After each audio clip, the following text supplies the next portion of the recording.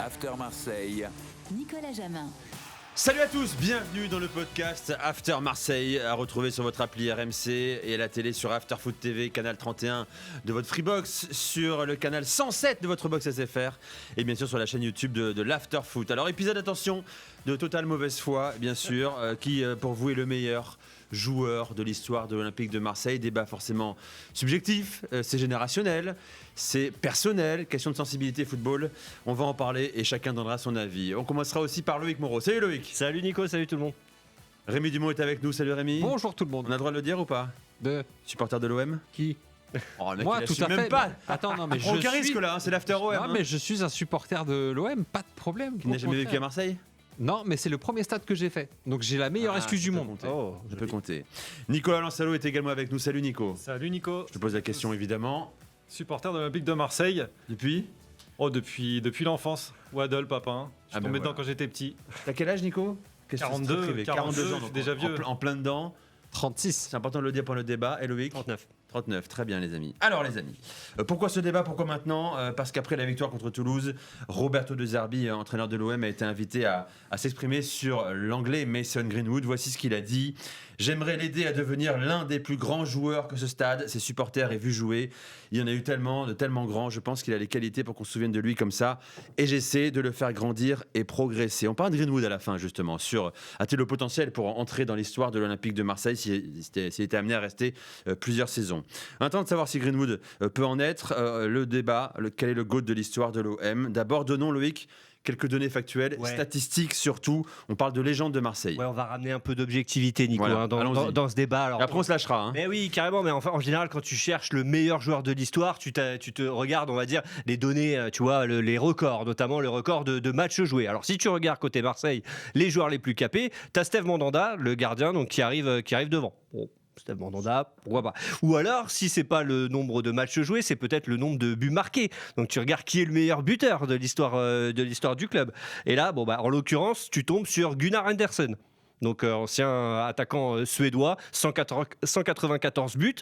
Bon, tu te dis ça date un petit peu. On est un peu jeune nous, la vérité. Voilà, est-ce que tu prends pas? Donc voilà, et après si tu regardes aussi le nombre de passes décisives, tu tombes sur Dimitri Payet.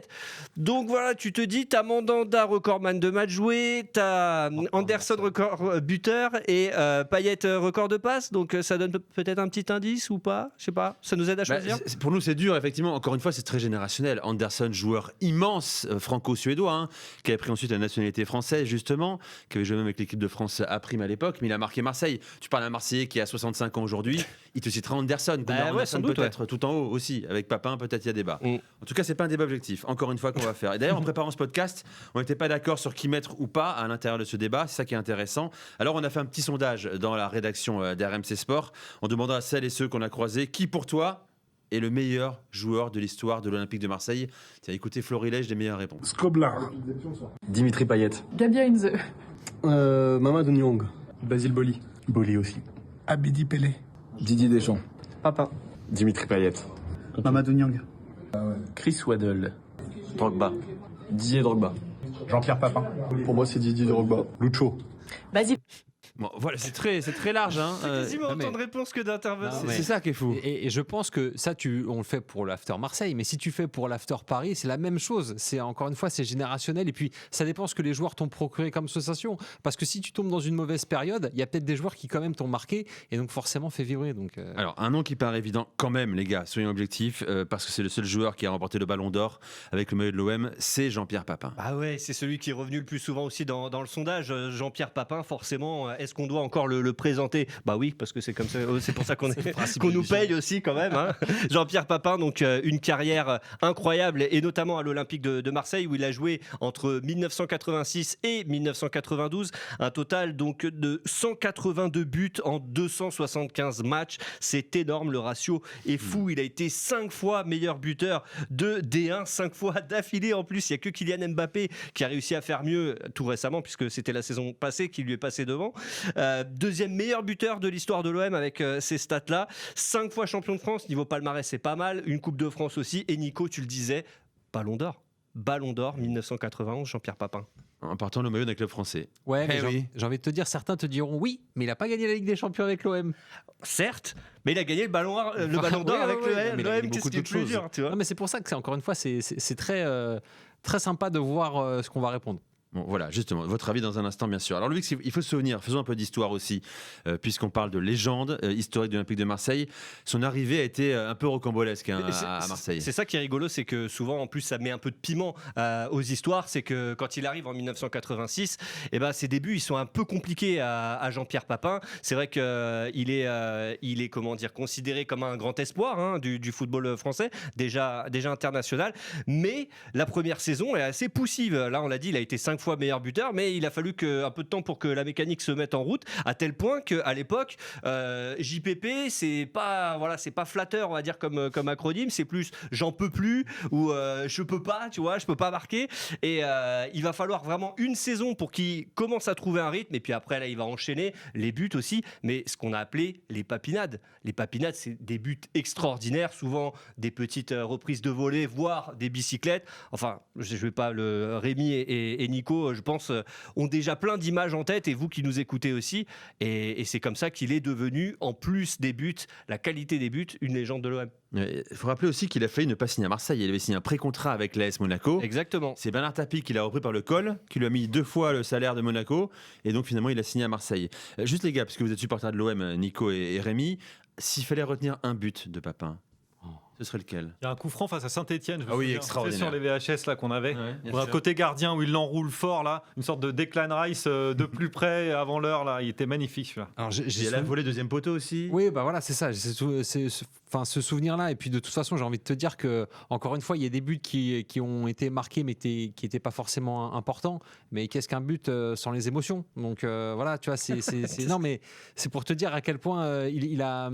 Ça, pour le coup, il met tout le monde d'accord sur les papinades. Tu vois, il a marqué toutes les générations, même ceux qui l'ont pas connu, parce que c'est visible sur. Il a marqué, il a influencé des générations de buteurs Voilà, en France exactement. également, quoi. Sa spontanéité, une touche de balle, c'était le sens du buteur absolu, quoi. C'était pas de question, on y va, le ballon revient sur moi, de clairement. 20 mètres d'altitude ou sur le côté, je frappe, quoi. Ouais, C'est ça, Papin. Les petits piquets face au gardien aussi. Les piquets Il avait aussi. ses toutes Ouais, il y a petites de la foulées finesse là, aussi, qu'il arrivait à accélérer quand il arrivait face au gardien. Et le petit piquet qui allait bien de l'autre côté. Ouais, c'était magnifique. Et le personnage culte aussi, rendu culte par les guignols de l'info. Alors justement, les gars, et si le plus grand joueur de l'OM n'était pas aussi un chanteur? On envoie la musique. Allez, on y va, on envoie la musique.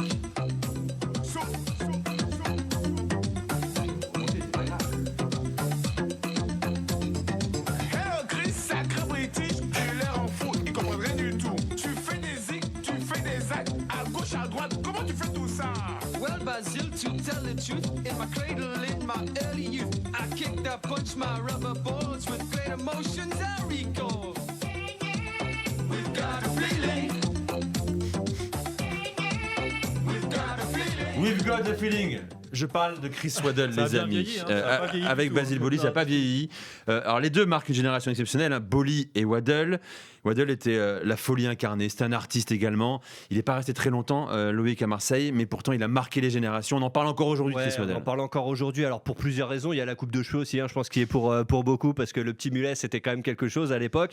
Chris Waddle à l'OM, donc c'est période 1989-1992. Effectivement, un joueur exceptionnel qui a disputé 140 matchs avec l'OM pour 28 buts, 3 fois champion de France quand même, à l'époque où Marseille dominait largement son championnat.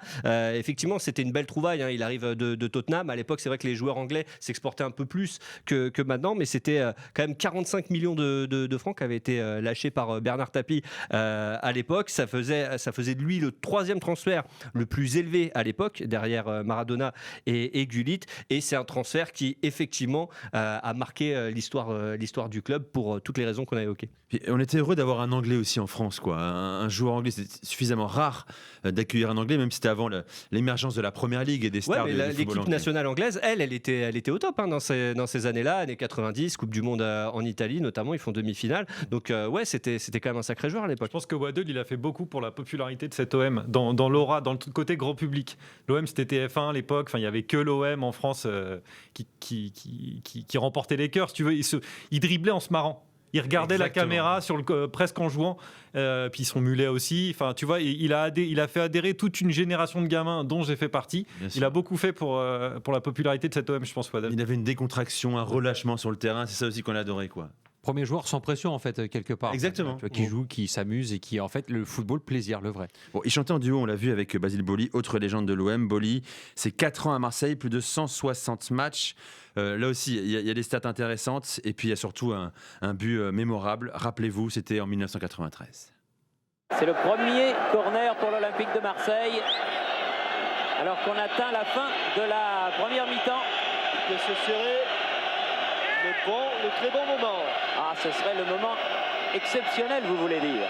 Abedi Pelé pour le tirer. Boli dans l'axe, Marcel Desailly au second poteau. Et But de Boli.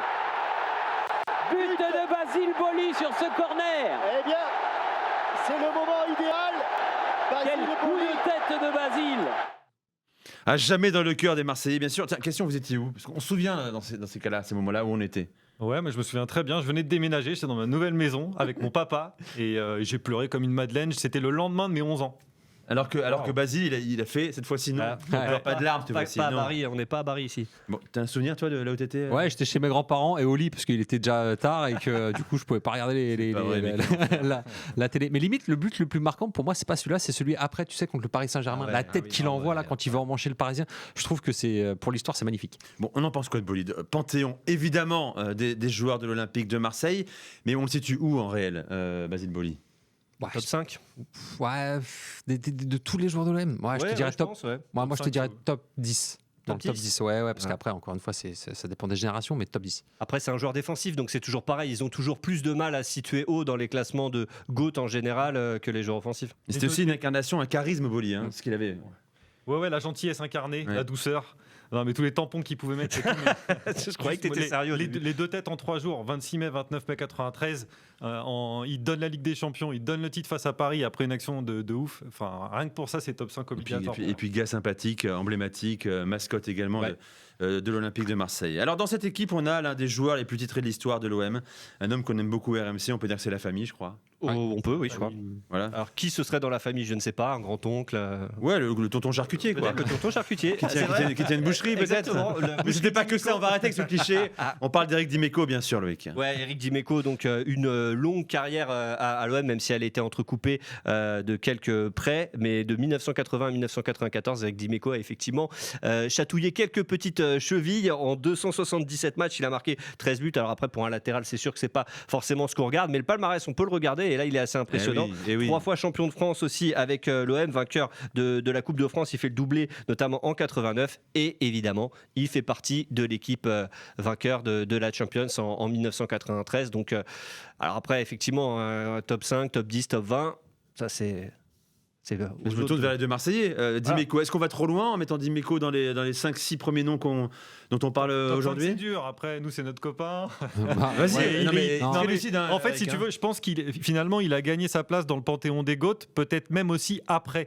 Parce que c'était un joueur extraordinaire qui a un palmarès de fou. Mais si tu veux, aujourd'hui, il incarne tellement l'OM par ses incarnations médiatiques, sa présence au sein du club. Il représente l'OM aujourd'hui, donc du coup, c'est top 10 minimum. Hein, alors, on va reprendre une phrase de Mourinho, je crois. Je ne sais pas si c'est le premier, mais moi, je le mets top 1. Voilà. Ah oui, très bien, ok.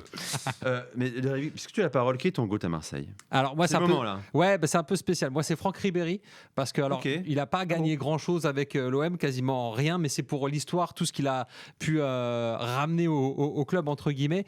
Pour le cadre, le contexte, il arrive en juillet 2005 à l'OM. Il arrive gratuitement. Donc, ce sera 89 matchs en tout sur 2 saisons, 18 buts et 20 passes décisives. C'est pas des stats de folie, mais il arrive gratuit parce qu'il a une embrouille avec Galatasaray sur les salaires, sur les transferts, tout ça.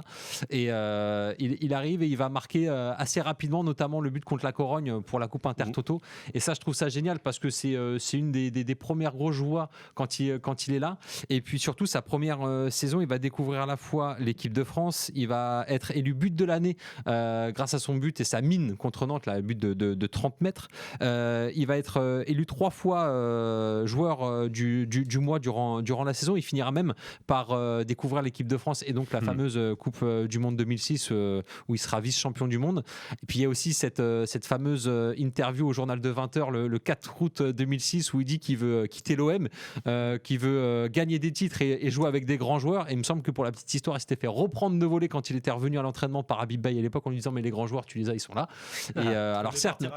Oui, voilà, il voulait partir à Lyon. Jean-Michel Aulas lui proposait un énorme contrat. Mais pour en avoir discuté avec Nico Lansalo, moi, j'ai l'impression que ce joueur-là, en fait, c'est l'un des rares qui est arrivé, qui n'a pas fait gagner forcément des titres, mais qui a marqué par sa générosité, par les dribbles, qui a fait en fait il a plus fait soulever les foules que soulever des titres à l'OM. Mais je trouve que justement, c'est aussi ça, c'est l'émotion.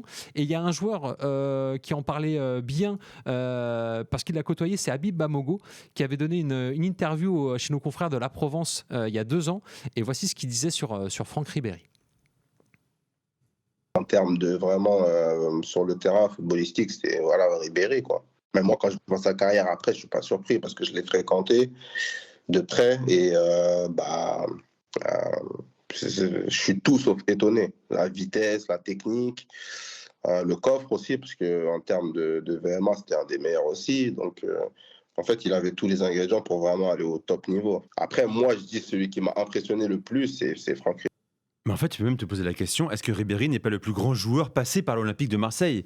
Quand on regarde son palmarès, évidemment, la suite de sa carrière au Bayern, les titres en Bundesliga, la Ligue des Champions, 3e du Ballon d'Or. Voilà, il aurait pu le gagner, il aurait dû le gagner selon certains. Et si on veut voir la trace qu'il a pu laisser à l'OM, elle se trouve peut-être dans les finances, puisque c'est la 3e plus grosse vente de l'histoire du club.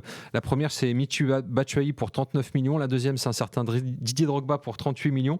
Et Franck Ribéry donc partira au Bayern Munich pour 30 millions d'euros. Précisons pour les plus jeunes que c'était absolument énorme à l'époque, 30 millions d'euros. Nico, quel est ton GOAT marseillais ? Alors moi, mon GOAT, à la base, c'était Papin, si on veut être objectif, factuel et tout. Mais ça nous a arrangé que tu dises quelqu'un d'autre. Voilà. Non, mais surtout, mon vrai GOAT à moi, très personnel, c'est Didier Drogba. Pourquoi ? Parce que déjà, j'avais 22 ans. Il nous fait une saison incroyable. Juste, je refais un petit point de contexte pour ceux qui s'en souviennent pas. En fait, quand il arrive, on est en plein marasme. On sort de 3 saisons catastrophiques. On a failli descendre 2 fois. Il y a Tapi qui est revenu comme directeur sportif pour exploser le record du nombre de transferts. On avait comme attaquant vedette Ibrahima Bakayoko. Je ne sais pas si vous vous souvenez, c'était dur. Il n'a jamais dépassé les 8 buts en Ligue 1. Après, on fait une petite saison où on accroche la Ligue des Champions sous Alain Perrin. Et là, on cherche un 9. Donc ça parle un peu de Paoletta. Mais finalement, c'est un duo qui vient, c'est Mido et Drogba. Et Mido, c'est une catastrophe, il fait rien, mais Drogba, il cartonne d'entrée 7 buts et 3 passes D sur les 11 premières journées de Ligue 1, 5 buts lors de ses 3 premiers matchs de Champions League. Et du coup, nouvelle idole, nouvelle chanson.